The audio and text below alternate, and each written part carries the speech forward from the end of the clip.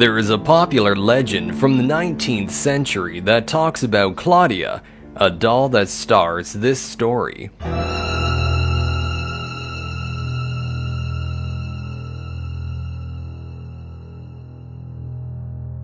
One afternoon, a little girl and her dad went out to take a walk in the downtown streets of the city they lived in.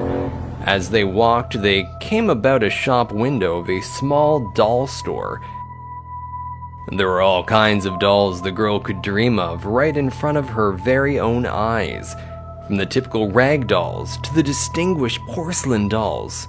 So fragile, they look like they're about to break just by looking at them.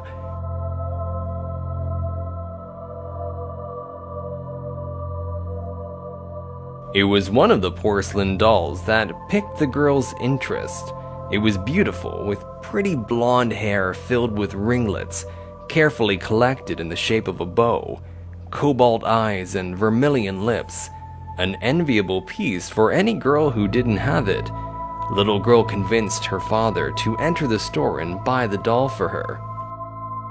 When they spoke to the shopkeeper, he seemed a little reluctant to sell the doll, claiming he had found it a few years before in that perfect condition, and that he couldn't understand how it remained the same.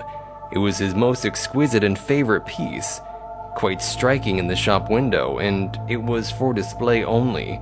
He had even given it a name, Claudia. Yet he wasn't going through the best of times, and the need of keeping the business running was greater than the desire of keeping the doll for himself. So he ended up agreeing to sell it, to a rather high price, but the girl got what she so dearly wanted. A smile adorned her face. She was overwhelmed with joy.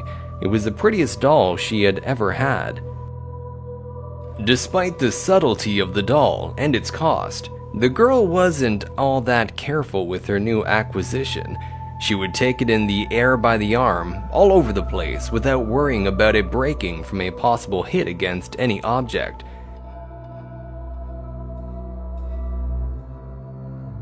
And so the day passed, without noticing that, inconspicuously, the friendly expression on the porcelain face was gradually turning into an angry face. One night at bedtime, the girl was tucked into bed, and her mother was bundling her, when she noticed the doll was lying in the corner. She asked the girl if she would sleep with the doll, to which she said no. She didn't like her face because it seemed angry at her. Her mother told her lovingly that it was beautiful for a girl to have such imagination, but she thought she was exaggerating. Later that night, in complete darkness, the girl was exhausted after the hustle and bustle of the day, so she fell asleep. In the silence of the night, she started hearing weird noises coming from the corner the doll was in. It was the doll, definitely moving, now standing on its feet. It stealthily approaches the bed. The possessed doll got its face closer to the girl's. Its eyes acquired a shine of life it didn't have before. Long, sharp nails came from its hands, and on its face was a macabre smile where pure evil was reflected. After looking around, it stared at its young owner. It was angry at her for not receiving the treatment it deserved, not appreciating her father's gift and handling it as an ordinary toy, despite knowing how special it was. The owners of the house woke up abruptly at hearing the terrible screams of panic and pain. They rushed to their daughter's room, and when they turned the lights on, they see the horrible scene. Their kid is on the floor, lying in a puddle of blood, covered in reddened scratches and bite marks. She's agonizing. Her parents run to her and, frightened, ask her what happened, to which the girl answered, "It was Claudia. She attacked me because she was very angry at me. She says I don't take good care of her and that she will find a better owner." "But who's Claudia, sweetie?" asked her father. "My doll." The terrified and concerned parents thought their daughter was delirious, but when they turn their heads towards the corner where the doll should be, they see it sitting in the rocking chair next to the door. The woman could not hold a scream when she saw the doll was covered in blood with stains around the lips which formed an evil smile. They have no time to react.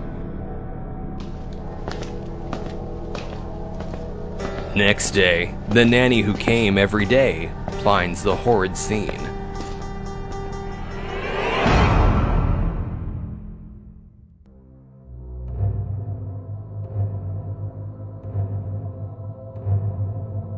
Over the years, the house is occupied again. A young marriage with a baby and a beautiful 5-year-old girl. They're moving things inside the house, taking them out of the boxes and placing them in their corresponding place. The girl enters her new room to store her belongings and her face lights up. On an old, dusty cupboard, there's a beautiful porcelain doll in perfect condition. Cobalt eyes, blonde hair with ringlets, properly combed, and vermilion lips that form a great smile. Great.